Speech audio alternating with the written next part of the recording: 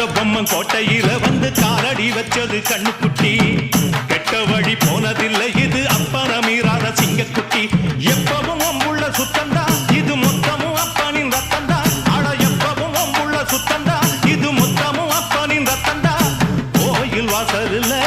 அட நீதி தோக்கணுமா நானும் பார்த்து நின்னா அது நியாயமாயிருமா கட்டுனம் கோட்டை ஒண்ணு அத கட்டிக்காக்க இங்க காவலுண்டு